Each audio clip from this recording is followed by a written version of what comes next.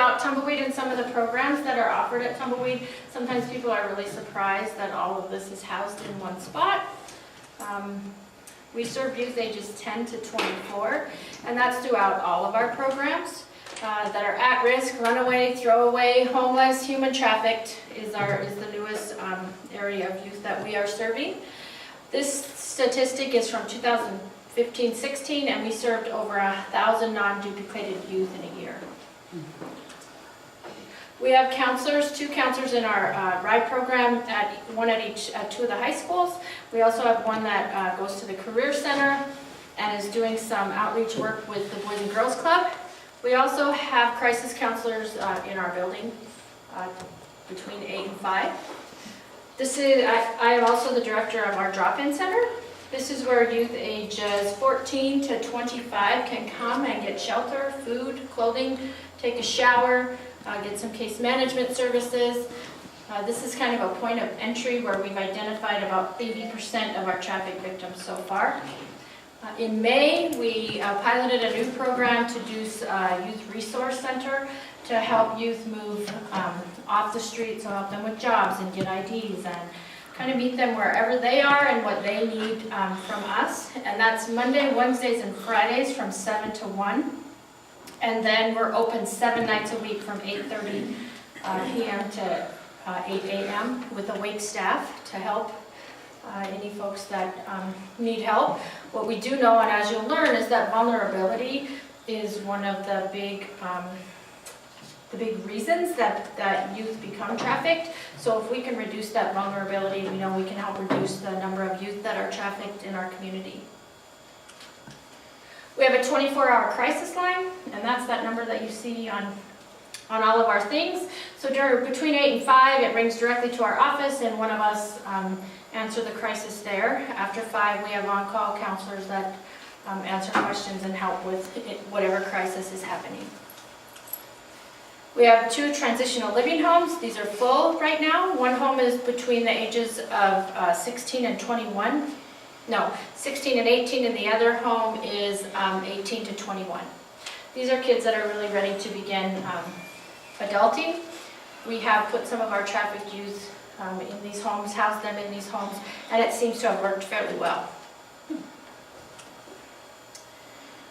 And our newest grant, and this number is not accurate, in 2015 we received one of 3 nationwide grants to combat human trafficking. The other 2 were, one was in North Dakota and Oregon, and then we received one here.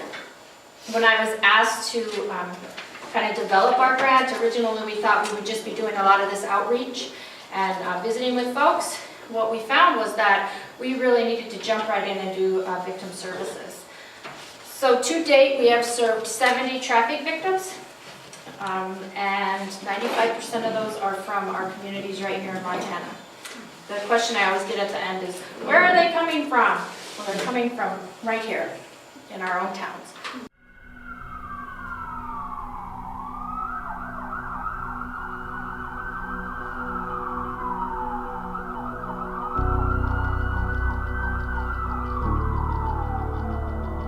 How do you fight the second largest criminal industry in the world? You start with the product, human beings. Human trafficking happens a variety of ways, and it results in a variety of enslaved people. Recruiting someone by force for the purpose of debt bondage is trafficking. Obtaining someone's work by fraud for the purpose of involuntary servitude is trafficking. Those who are trafficked can be found working on farms, in hotels, in restaurants, in homes as caregivers or housekeepers, as street peddlers, and being sold for sex.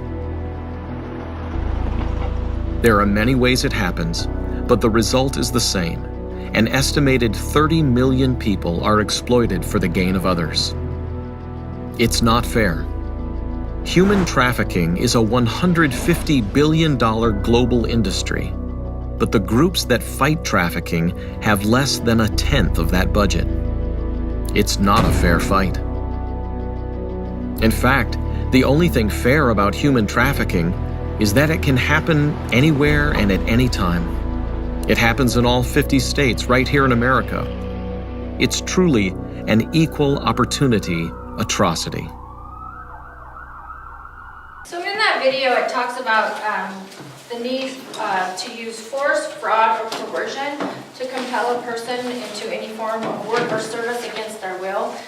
What you're going to find is that the two types of trafficking, and our grant does cover both types, and we are seeing both types here in Montana and in the Billings area, is sex and labor trafficking. The distinguishing thing between the two is that for sex trafficking, if a child is under the age of 18, force, fraud, or coercion does not need to be present. But for labor trafficking, it does. So in that video, that's a little bit deceiving. That's just for folks that are over the age of 18. Questions so far? I know I'm going kind of fast, but I read through, most of you are in kind of a human services types of field, so you're probably familiar with some of this. Have any of you come to a presentation anywhere about trafficking? Where did you go? I've seen you guys present. So you could do mine, because this is going to be basically the same presentation. The thing that you'll probably hear is maybe some new stories. What I like to tell people is that I am going to share with you trends that are happening here in Billings. These might not be, or in Montana, these might not be trends that are nationwide, but I can tell you that I went to a global learning collaborative in New York in May. There were 9 countries represented there, and I was the representative from the United States. Some of these places have been fighting trafficking for over 25 years, and the issues that they were seeing are exactly the same issues that we're still seeing here, even with our program that's now 19 months old. So to try to come up with some basic principles and practices that could work worldwide would be very helpful to people who are piloting brand new programs, so you don't kind of have to start at ground zero and then all of a sudden 19 months in go, wow, this has been the issue from the beginning of time. You're also going to see, as I talk, I was a social worker for a lot of years doing child protection, is that we've maybe just renamed it trafficking. There has been the exploitation of children and sexual exploitation since the beginning of time. We will go ahead and take the trafficking word because it gets some funding. And so anytime we can get funding, we can help.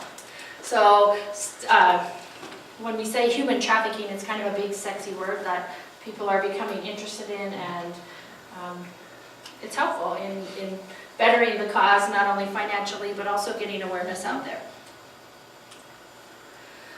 So this is just the big definition of labor trafficking. I will tell you that this time last year we had a young man, and we'll talk about some of the different labor trafficking, walk in our front door from the Billings Fair. That's what reminded me of it. And he was being trafficked by the carnival. So that is one way that youth are labor trafficked. And adults. And I call all of them kids. We work up to age 25, which are really young adults, but to me they're still kids. What we've seen here in Billings and in Montana, and what we've worked with so far, that does not mean it's not here. It just means I haven't come in contact with it, is a lot of the sales crews. I just had a young man from Washington that wanted help getting back to Washington, who was on a sales crew. If he didn't meet his quota, he wasn't allowed to eat, wasn't allowed to join the drug party. Keep in mind that many of the reasons that young folks become trafficked is for addiction issues, to feed their addiction. We have not seen any really domestic servants. We've seen the drug mules, and a lot of people are very offended by this being considered a traffic issue because it's an illegal act. But a lot of times our young folks will start out and they make the choice to be that mule, but then they can't get out. And that's when it becomes trafficked, when they're forced to stay there. We had another young man from Oklahoma who was begging for his money, and as he's begging along the street, and he needed his money to feed his addiction. Another younger person approached him with a pamphlet from a church that said, we will pay for your addiction treatment if you just come with us. He called the 800 number. Within an hour, he had a bus ticket to Texas, got on that bus, went to Texas. They picked him up and took him to a place that he said appeared to be a church. had a cross and a pulpit.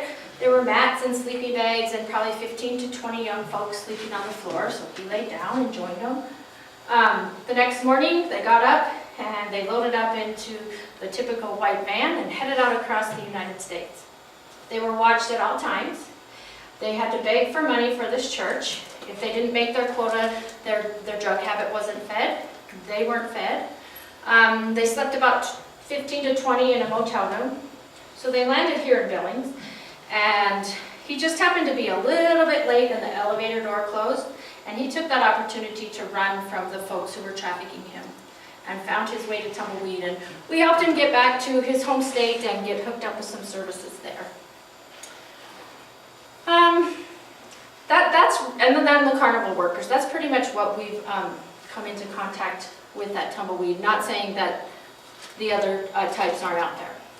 And I think it's important that we talk about labor trafficking, because when I went to my summit, they deal mostly with labor trafficking.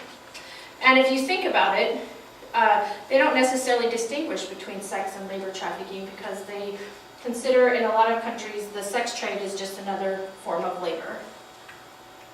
And many of our youth are both sex and labor trafficked.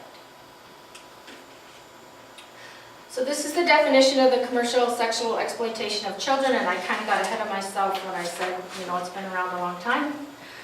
When I did social work, I worked with a mother who was giving her young child to a perp to pay her rent. So it's been happening. It just wasn't called necessarily called sex trafficking. Here's some different types of trafficking on the bottom here. And what we see a lot with the young people we work with is survival sex. So they're having sex for a place to stay, for something to eat, to get out of the cold. So we know that by having our doors open 7 nights a week, we provide them an alternative to having to traffic themselves to meet a basic need. Question so far? Surprised? I have to tell you, I was surprised when I get this call. Hey, would you come and, you'd be really good at this. Come start this program for human trafficking. And I'm like, really? I was really confused about what I was possibly going to do in Montana and how many people I could possibly come in contact with. And I told my son, who was like 22 at the time, he goes, so you don't speak Chinese?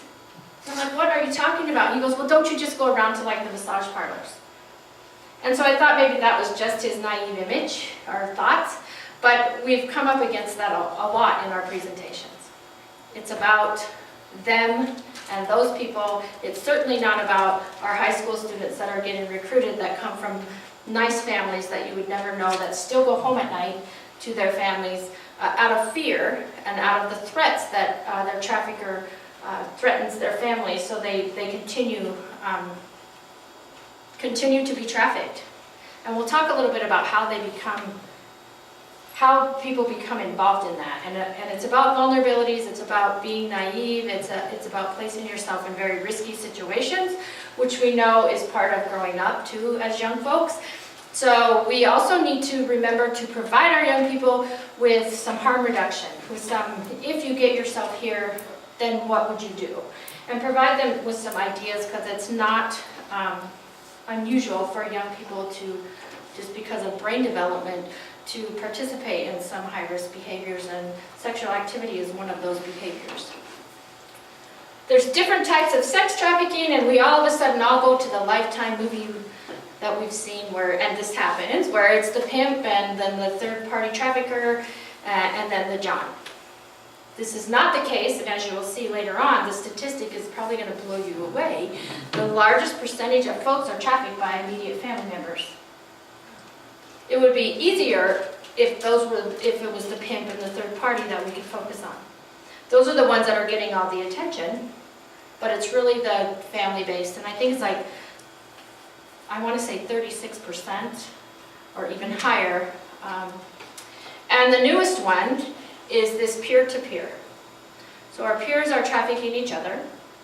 They're recruiting each other in high schools, in as far down as junior high school. And it's pretty easy to traffic your peer because your peers trust you. And so that's the newest trend, which is super scary, that now we're trafficking, the young folks are trafficking each other. And it affects all folks. We do know that probably the LGBTQ have a little bit higher percentage simply because of their vulnerability. So any economic class, any race, obviously the folks that I work with are the lower economic class because they are with us at Tumbleweed.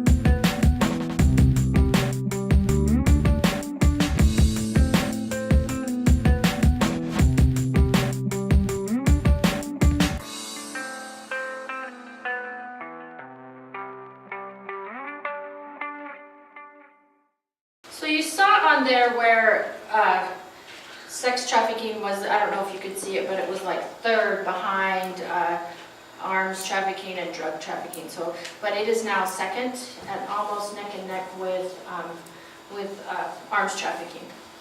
And the reason that it's growing so fast and so quick is because our criminal industry has come to recognize you can sell a drug once, you can sell a gun once, but you can sell a person over and over and over again. The other thing is you can use psychological manipulation to manipulate what they will or won't tell the police, what they will or won't say on the stand, where if you have drug evidence or gun evidence, that's pretty solid evidence. So it will soon probably surpass all other criminal industries as the largest criminal industry in the world. The other thing on that, I was trying to think, the other thing on that video is that a lot of that talked about trafficking from other countries. Our grant deals specifically with domestic trafficking, so we work specifically with folks that are trafficked, that are U.S. citizens. If we have somebody that's not a U.S. citizen, we obviously refer them to a different agency for help. So to me, this was like a huge, when I first saw this slide, 48% of kids who engaged in a commercial sex act said they did it because they didn't have a place to stay. So when I read this slide, we were open 5 nights a week, and we picked, I don't know, Tuesday and Sunday, I don't know how we picked what nights we weren't open, but we just randomly picked 2 nights that we weren't open. And after I read this slide, I was like, okay, we got to figure out how we can somehow be open every night, because this is not an okay statistic. Because you have no place to stay, you have to do something that you choose, that you really probably don't want to do.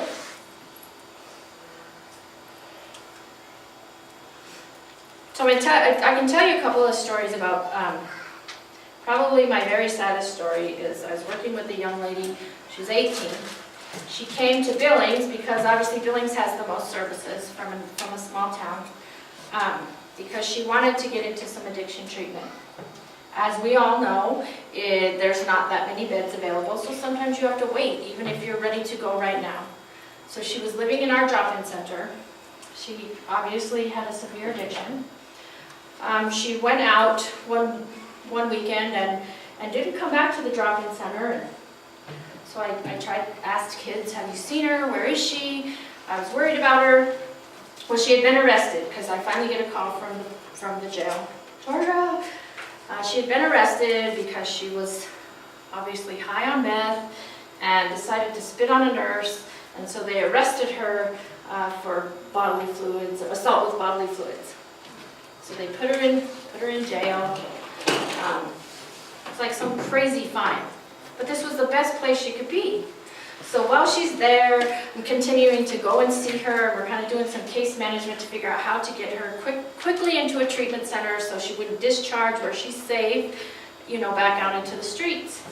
Well, our legal system somehow failed, because in the process of trying to find her a bed, which we found one, the communication was poor in that they decided just to release her, thinking she would just, on her own accord, come back over to Tumbleweed. Not knowing in the process of my many visits with her at the jail that she said, "I will tell you about my traffickers from Alaska. I will gladly visit with the FBI about them, but I will not tell you about my traffickers here in Billings because I may need to use them again." So what does she do? She doesn't make it past where her traffickers live between there and Tumbleweed. And they find her 3 days later, dead, naked, on a park bench in downtown Billings. So it is happening to our young people, and it is that severe. And these aren't city-wise kids. These are not necessarily street kids. These are our kids that come from decent, nice families. And another young lady who was a cheerleader on the honor roll from a small town near here, who, when she graduated, wanted to come to Billings and get an apartment and live in the city. So she comes and she gets hooked up with a very prominent business owner in our community. He befriends her. He decides to ask her to go to Vegas. She kind of knows what she might have to do for this trip to Vegas, but this seems super exciting. So they get to Vegas, and on about the third night, after he had wined and dined her, he sold her to a biker gang who chained her in a garage for 6 months and trafficked her. This is a young lady from a small town that you would think this was never going to happen to. When I had a booth at the fair last year, I had a lady come up to me from Livingston, who, as we know, that's a big tourist area, and tourism is one of the things that draws trafficking.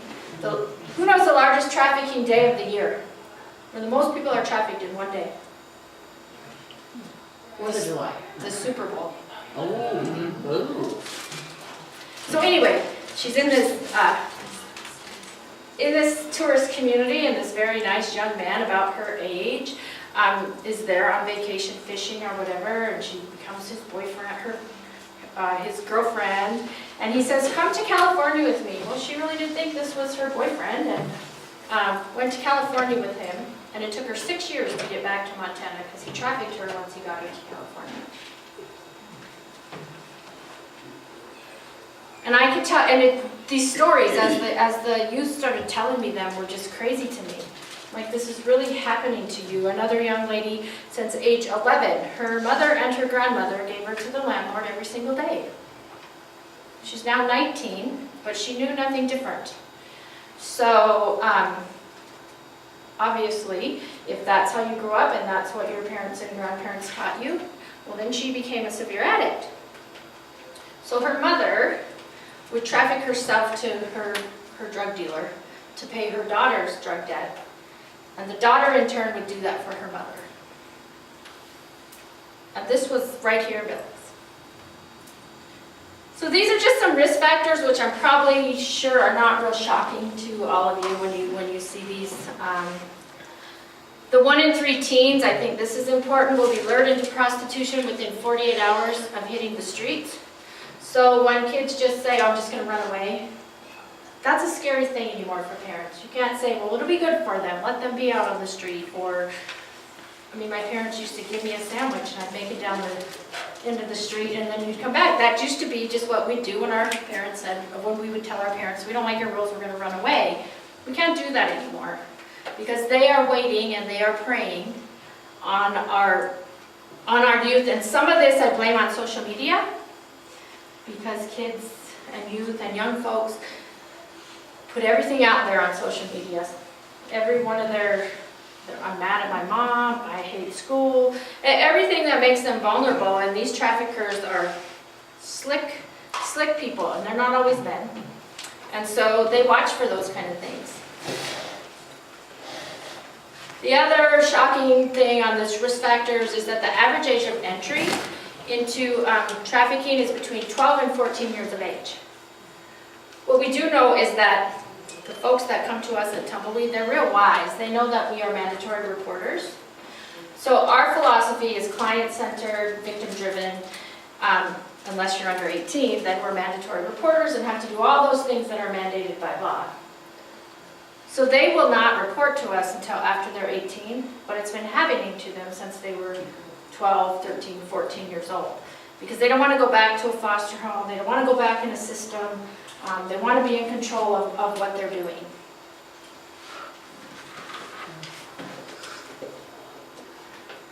There's always a history of trauma, some type of trauma, and I'm sure all of you have been trained in trauma-informed care and what trauma looks like.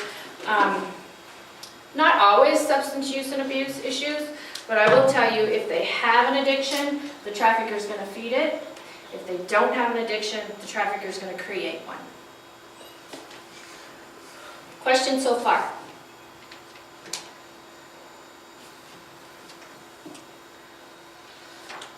These are just some more risk factors. Family and community violence. One thing we'll know when we talk a little bit about what you can do is awareness is huge. As we become more aware as community members, as parents, make our youth more aware, talk to our kids about it, make it not this scary, awful thing that you can't go to your parents and talk about. A new trend that we are learning as we go around to some of the schools, or we did in the spring, is sex parties. And they're having these huge sex parties in Billings, and these small town kids, and yes, here in Billings, are coming. And traffickers are preying on the kids at these sex parties. And that's where they're getting some of them, where they're drugging them, where they're a lot of times they'll take very explicit photos of them at this sex party and then threaten to send them all over the internet back home in their home communities, back at their little schools. So they will continue to be trafficked by that person so that those images of them won't get out in their small towns.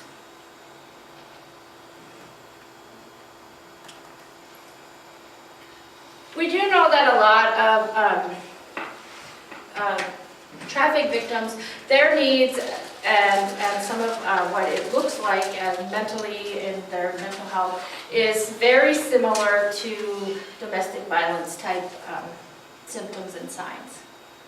So they suffer a lot of shame and guilt and self-worth, and if you worked with domestic violence victims, you know how hard that is to rebuild in a person. They suffer a lot of trust issues. Boys are less likely to identify, and this is like a national statistic off of the Polaris Project, so if you want any of these statistics, there's tons of them on the Polaris Project's website. But surprisingly, we have 3 more female victims than we do male victims on our caseload.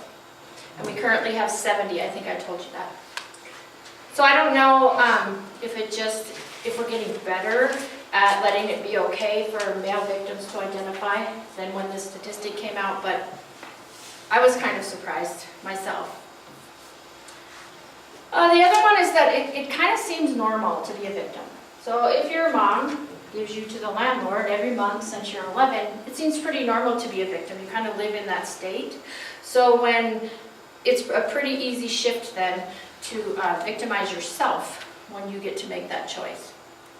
Some of the folks that we've talked to also say, well, at least I chose it, kind of. It wasn't my dad's friends, or my mom's friends, or my uncle crawling into my bed. I at least got to choose. So they somehow feel in charge and in control, even if they are being trafficked. One other thing that we find is it takes a long time, and that's why I know that because we've identified 70, and these are where they identified themselves. So I know that there's tons more that we're working on building relationships with, building trust, that hopefully will self-identify in the future.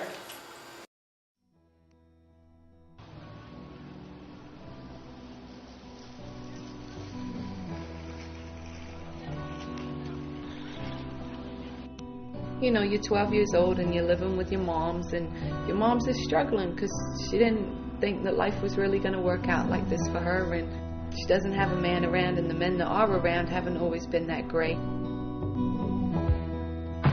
Sexual abuse is becoming kind of normal for you, and you think that other people don't have secrets that are as bad as you, and maybe you've tried to talk to somebody at school and they haven't really heard you, or maybe they just haven't had time to listen to you. And so you're seeing these girls on the videos, and they're so pretty and they're so sexy, and so your way at 12 of escaping into this fantasy world is to think about what it must be like to be one of these girls, and you know that adult men already look at you, and you wonder how you can kind of use that. I was just a child, and that's how I was supposed to live, like a child and like an adult. So one day you're coming out of school and there's a guy outside in a Cadillac, and he's nice looking. I mean, he's got the baseball cap and the jeans and the Timbs, and he tells you how pretty you are, and you know how pretty your hair looks, and it's been a while since anybody even really noticed anything about you. And for the first time, you feel like somebody's really interested in you, because now all of a sudden he's asking you about your dreams and your hopes and where your father's at, and he says that he can be a daddy to you. The people that I shouldn't have depended on, I was dependent on for support.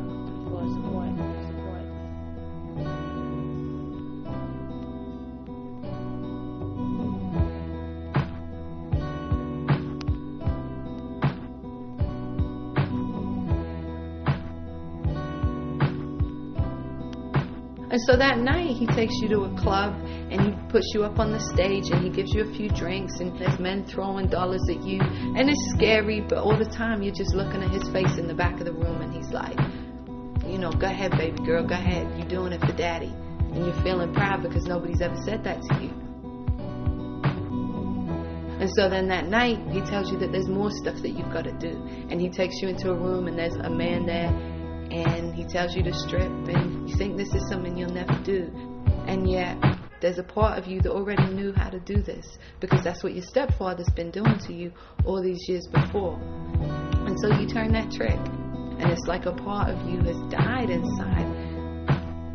And so you come out of the club that night, and you get in the car, and you know he's pumping 50 Cent, and he takes you to McDonald's, and he tells you, you did a good job tonight, sweetie. And he's stuffing his pockets with the $1,000 that he made. And right now, you're happy. The people that I shouldn't have depended on, I was dependent on for support.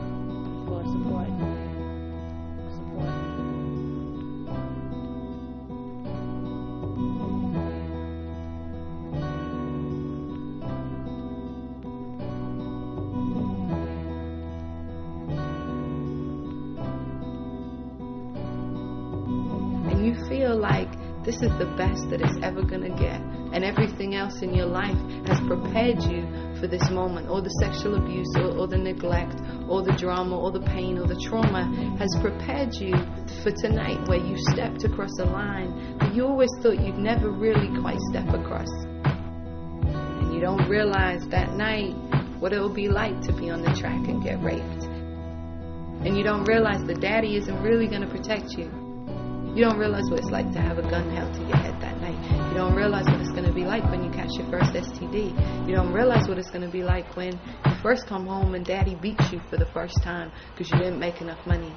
You don't know what it's going to be like to have cops offer to trade sex with you in exchange for not being arrested.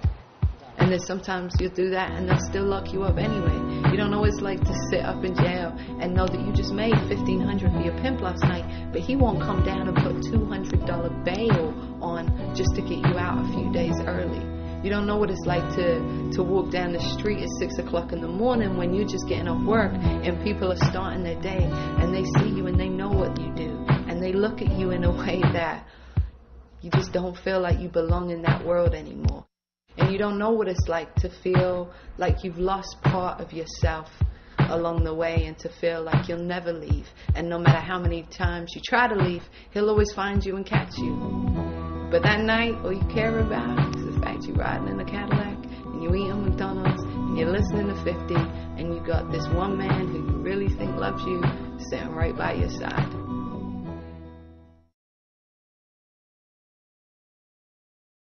In a minute, talk a little bit about Oh. About some of the recruitment techniques, and there's a slide missing in here somewhere, but that's okay. So I've worked a few cases with the FBI doing some supportive services. One of the cases was a 17-year-old, and so we always envision this older man and this young girl, and that really isn't necessarily what it looks like. She's 17, and she was dating a young man who was 22, not an unusual age difference, very handsome. And they had dated for quite a while, maybe 3-4 months, which is a long time when you're 17. And decided, he said, hey, dude, let's just go travel.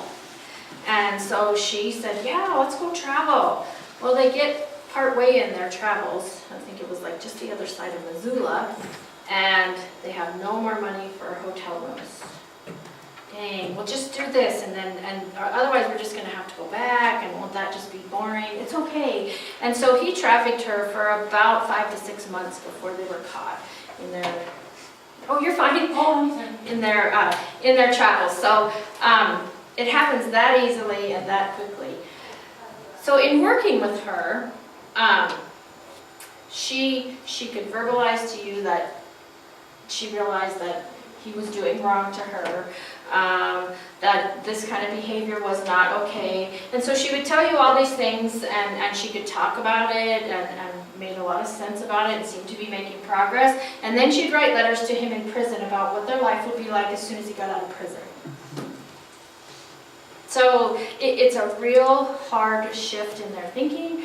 Like I told you, it's a lot like domestic violence type of thinking. So this was to start with recruitment techniques, and the first technique is the selection. So the traffickers are they choose people with low self-esteem.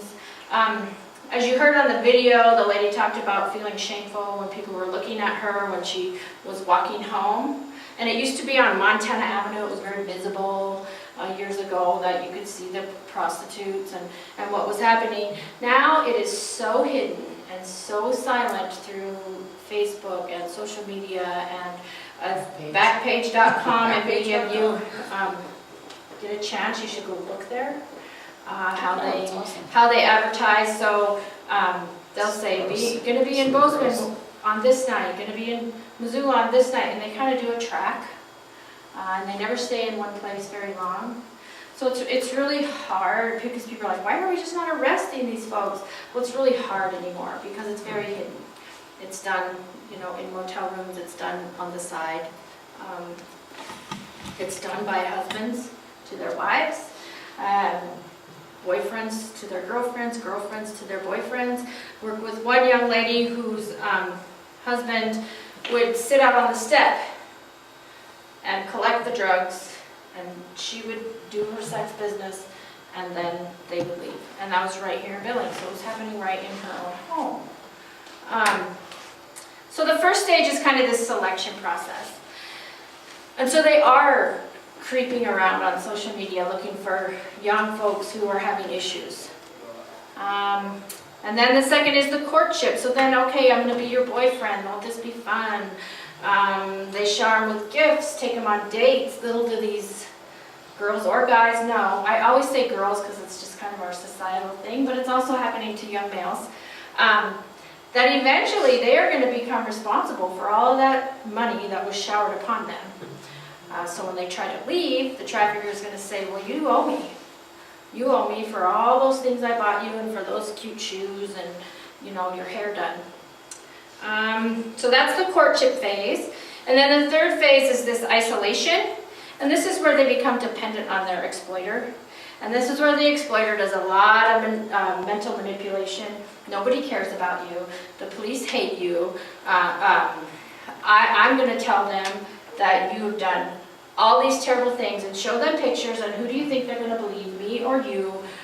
So they start to kind of mentally control the young person or the person in general. Let's see. And keep in mind that already some of these folks have a real distrust of authority and of the police. So it's not a far reach for them to say that horrible things are going to happen through the legal system, that the person that's being trafficked is the person that's going to be in trouble.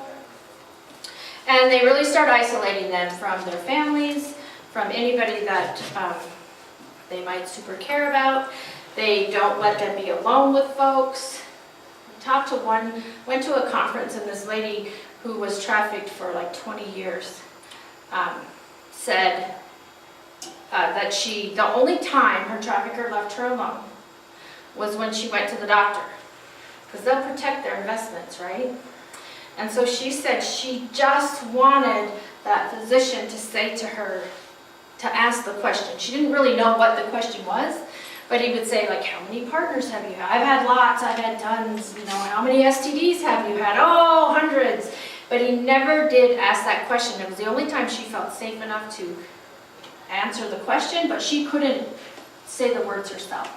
And so then she'd go back to the trafficker, and then she'd come back the next time, she said, and she would just hope that this time, maybe they would think it was funny that I've had 97 STDs in a year or whatever.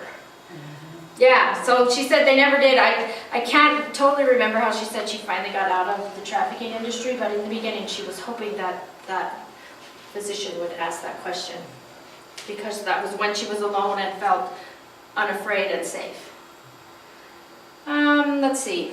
Then there's the transition phase. This is when maybe they just starts out dancing. Hey, just dance. These are my buddies. It'll be okay.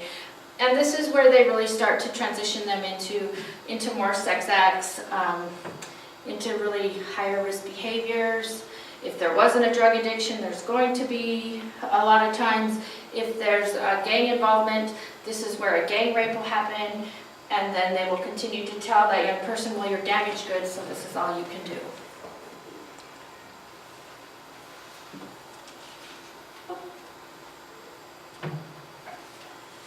There isn't always violence, and we like to think that you know, it's always very violent, but it's just sometimes just the threat of violence. So I had two young ladies that were trafficked by one particular person, and they had never entered his car together, but each one of them knew that he had a gun in his glove box. They said he never brought it out, he never pointed it at him, but he just made sure that they saw that in the glove box, so they felt threatened because it was there. These were two young ladies from here in Billings who they became involved in trafficking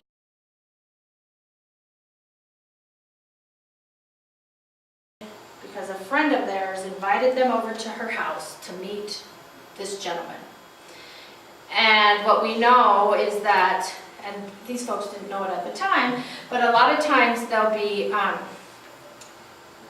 a traffic victim, but if they can recruit another person, they won't have to do the acts that they don't want to do.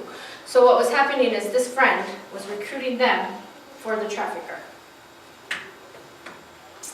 Let's see what else on here. Lies about police involvement, gang rapes, all the things that you see when people are mentally manipulating folks. Questions on some of the recruitment techniques. They ask that we tell of those. I'm not sure that they're super important. I think we understand the type of people that are doing this recruiting and what they do. It's they're master manipulators. You can go online and you can look up how to become a pimp. And there will be these young folks all telling, and it's not the guy in the big hat with the feather. We wish it was, because then you could see it, right? It's young folks, it's young men, young women. There are a lot of women that are becoming traffickers. There were two young ladies that came to Billings. Their trafficker was actually 3 states away, okay? And they were here in Billings. He dictated to them where they could eat. They had a car, they had piles of cash. And he controlled them in Billings for a month, what they did. That is how manipulative they are. That is how in their mind, he was. He told them they couldn't go out to eat, they had to eat gas station food. He lined up all their dates through his cell phone. They could have left any time. They had like $3,000 and $4,000 in cash at all times. Once a week they had to go and Western Union it through Walmart. back to him in his faraway state. And that's when the FBI became involved, but, and they never did really give him up. It was tracking him through his money that they found him. Which is just crazy to us. I mean, I see us all going, that you would possibly do that. You have a car, you have money, I mean, he could just never find you. Yeah. But you would continue that contact. These are U.S. averages. I don't think that it's as high here in Billings. And I think the average trafficker has between 2 and 5 that are like known traffickers in Billings. I was going to tell you another story about. If they're known traffickers, how come they're not arrested? Okay, so this is the question we get a lot. Yeah. It is so hard Yeah. to It's impossible. to get that evidence on them. And it is so time consuming and it takes so many people's effort and so much of the state's money. I think, what did they say they prosecuted in the last year, 1 case out of like 7? Which is crazy, because until we can prosecute some of these cases, it's just going to keep happening. And that goes back to how manipulative they are, how hard a victim is to be a witness, because first of all, they don't want that splashed all over the place. We have another gal that was supposed to be a witness in a case that just said, nah, I'm not doing this, and we don't know where she is. I don't want to say Laws need to nothing. change, unfortunately. You know, I mean, it's got to be laws changing about what, you know, what is it, legal things that we can change, you know, eventually to say what it works as evidence in a case like this. It just, Right. It's so crazy, it's so hard. And we have 2 agents that Yeah, work there's 2 half of people the in state of Montana. Montana. Yeah. So I mean, that's just crazy. Manpower's not there, it's crazy. And unfortunately, funding's probably going to get less and less, rather than more and more, right? So that's why we as a community have to do our part. And we might not be able to prosecute the exploiter, but if we can put enough, I don't know if it's just signs around, or if it's us talking We make them feel openly, unwelcome or something, Right. you know, like as a community, make it not okay, but that it's they not like know we're not that gonna do we're it here. somewhere else, but at least we can save our community or try to. Right. Absolutely. Question so far? How much of it Native American are involved in this? Okay, so I get that question a lot too. And I can only speak from what I know, right? And I know that we've just kind of touched the tip of the iceberg on the reservation. I don't know that it's more or less than what we see, you know, here in Billings. I would say it's probably pretty equal. I do know that I have had youth report, and this is just what the youth have reported to me. This is not a proven fact or anything, but that there are some folks that are taking youth from the reservation to be trafficked, which I believe.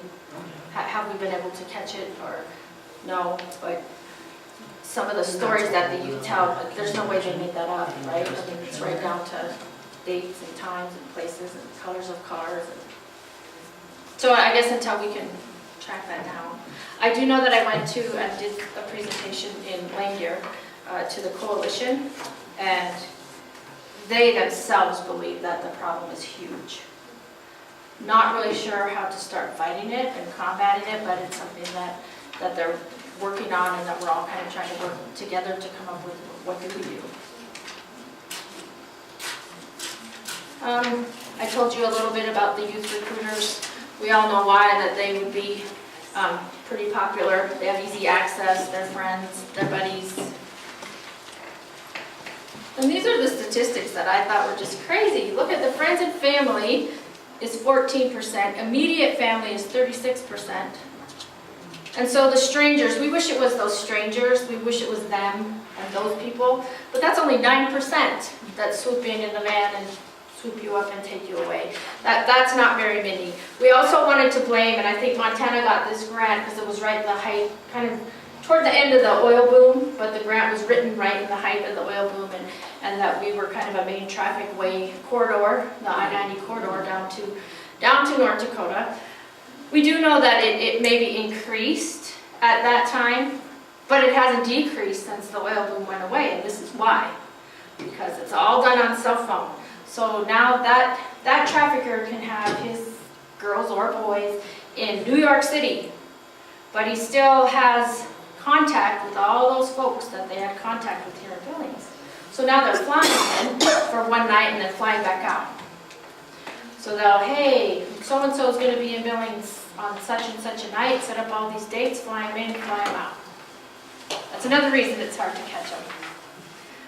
The other thing I totally forgot to tell you at the beginning, because I've done this so many times that I forgot, but trafficking does not mean that you have to go across the state line, and that's sometimes we envision it for state law.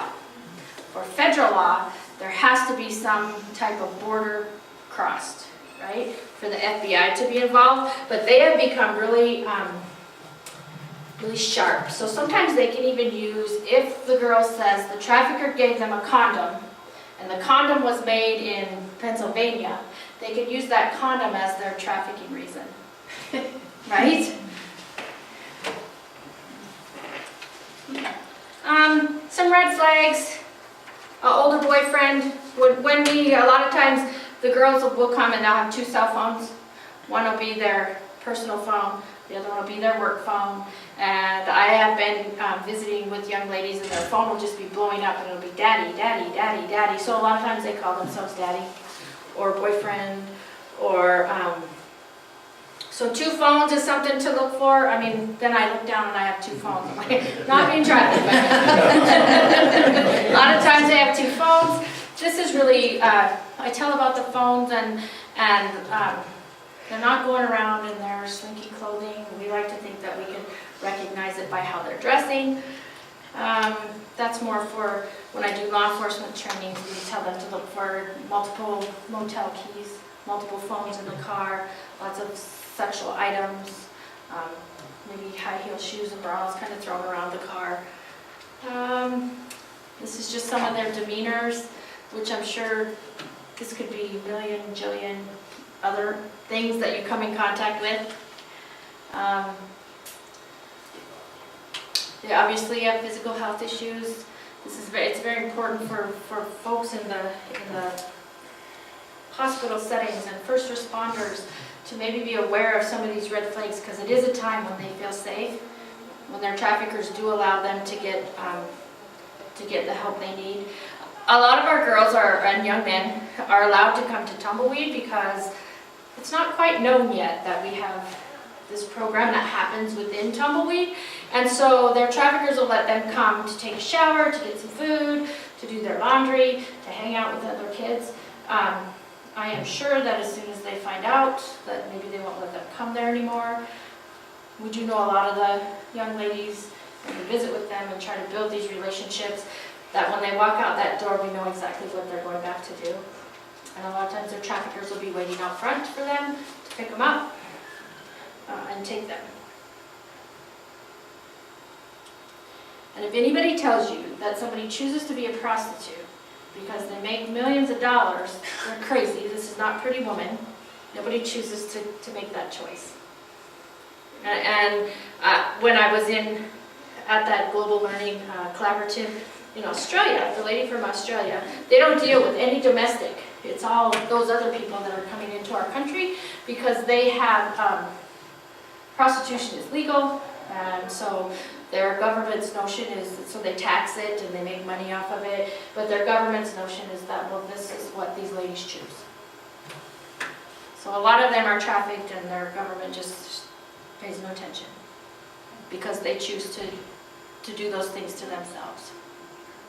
This is just some more mental health symptoms, and it's hard because it looks like everything else out there. And I guess the big thing is, don't be afraid to ask the question. If you're in a situation that you think that person, well, however you want to ask the question, I think sometimes we don't ask. It's kind of like we're getting better about suicide and that type of stuff, but it's similar to that. We don't want to ask, because then what do we do once we ask, right? And they go, yeah, I am being trafficked. Now what? Yeah. You know? I think that's... And we believe at Tumbleweed, and I really believe this is true, that the relationship you build is the intervention. Because hopefully they will come back, and hopefully they will trust you, And it takes a long time for them to believe that you really will keep them safe. That you really will do all that you can, that they're worthy, that they deserve it. Keep in mind the subcultures. The other thing that's hard is if you have to go to work at Taco Bell and you make $150 in a week and you work 40 hours, well, this guy might be trafficking you, but he also gave you a pair of shoes that were like $300. Or he also gave you a cell phone, or you got to eat a meal, a steak that maybe cost $35. So helping them restructure their economic thinking, that, you know, it's $150 that you worked for in a week, that is not going to pay for your house, but, you know, how can we help you then work toward a better economic situation? And when you're working with young people, they want everything yesterday, right? And so all that guy has to do is promise them one more thing, or give them one more thing, and they're right back there. And it's a long game. So you better be ready for the long haul, because even some of the folks that I worked with in the beginning, that I thought we were really making headway, then they'll fall off the face of the map for a couple months, and then they'll come back, and you have to start back at ground zero. So hopefully one time, it will make a difference. And I think I was starting to lose heart until the young lady that was found dead on the park bench. And if I could have just done one more thing, because it could be any one of these young lady or young men, that could be that person any day. So how many success stories do you have on these 70 people? I guess success is like relative. What do you consider success? Right? They're not being trafficked. They're not dead. I can tell you They're not dead, yes. that of the 70, we've probably, I can tell you all of them have at least not been trafficked for 1 month of time. I can tell you one young lady has not been trafficked for a little over a year. But we've only been at this 19 months, so I don't know, tomorrow she could change her mind. And then have the horrible story of the young gal, and then we have these young men that our society and Montana in general is a little behind the time. I love Montana, don't get me wrong, but that's that guy's fault. So even to change that, the shift in that thinking for our folks to realize that it's not their fault. They are going to, and that we know where this particular gentleman is that's trafficking most of these particular young men is.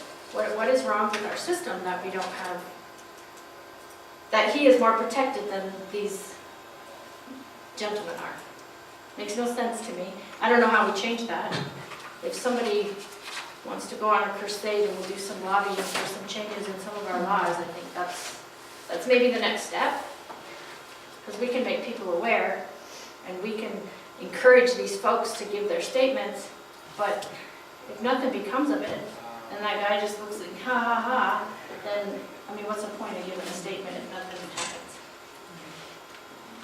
And of those 70 cases, I know 2 people that are in prison because of what they've done. Not very many. Questions? Did we learn anything? I have a question. Uh-huh. What is the law?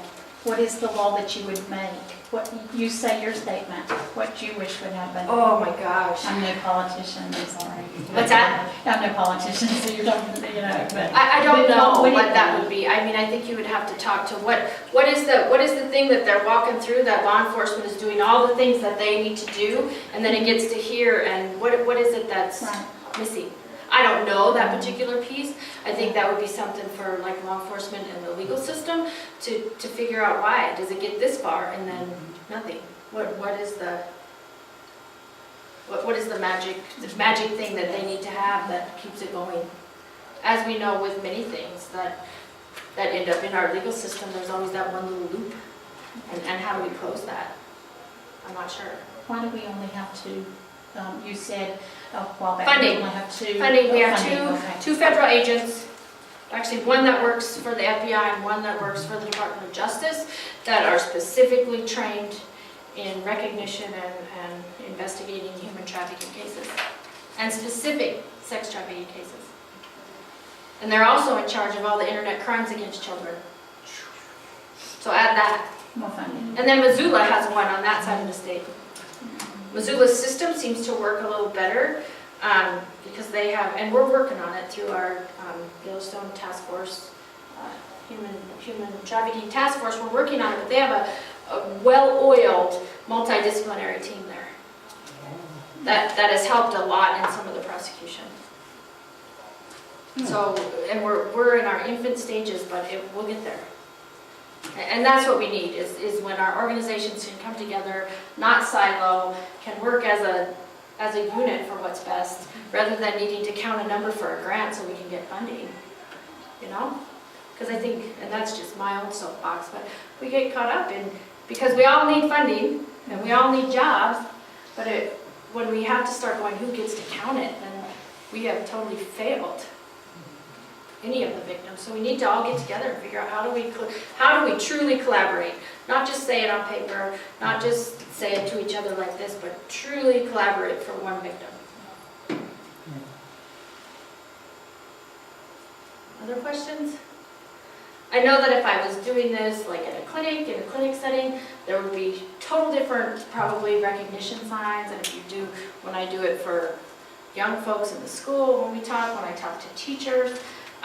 So this is just kind of our general for the population, but if anybody's interested in more specific, like this is like 101, how about 201 at their agency, that would be a little more specific to their particular work, I'd be happy to come. I'll talk to 1 or 1,000, I don't care. The more of us that know, that can share it out there, take some resources with you. There's some indicator cards in there that will just give you a quick, there's some that you can ask yourself the question to see if you think they're trafficked, or questions you might ask a trafficked victim, and there's some cards in there that a victim would ask themselves. I do know that the YWCA has included our ones that the victim asks themselves in all of their sexual assault kits at the hospital, just in case. Other questions? Did we learn something? Was it worth your lunch hour? Yeah. Was it worth it to hear it again? Always. But you know what it made me think of this time is like, how did we get to be a society where, but I think about, I mean, like we said, it's been going on since the beginning of time, where sex is something that is, you know, a commodity. Like, you know, like where does that even come from, and what does that thinking come from? Like, how are we so broken or whatever that's that's literally something that we can use for money. Right. Gross. Well, and then I've had other people say, so why aren't we targeting the people that are paying for it? That's how to stop it. So I don't know what the alternative is. I mean, it's. I think we have to come at it from all sides, and remember that there's still a victim in the middle. I know. Right? So we need to go after the traffickers and the people, because it's like a supply and demand, but I don't know. If we stop the demand, will we stop the need for the supply? I don't know. I don't know either. And it's one of those things that's not, you know, I mean, having sex isn't necessarily illegal, you know, so. Right. Doing it this way obviously is, but, you know, it's not like drugs in that way, or guns, or, like you said, it can be done multiple times, and it's. Well, I've had victims say that they've had to have sex 20 to 30 times a day. God. That's crazy. I just can't, I mean, and then the ones that have kind of, you know, have come back from that and have a life, and I mean, we know, like with Rebecca and stuff, but I mean, how do you even become a human being again? I don't know, after something like that. These are some amazing individuals. Oh my God. Their resilience, if we could bottle that and give that to everybody. It would be a miracle. It'd Yes. be a miracle pill. Their resilience is crazy. Unbelievable. If you ever get a chance to try, you know, if you hear some of the victims in town that have, you know, decided to speak out and share their stories, I mean, it's incredible, unbelievable stuff. For sure. Thanks for coming. Nice seeing you again. Thank you. There's lots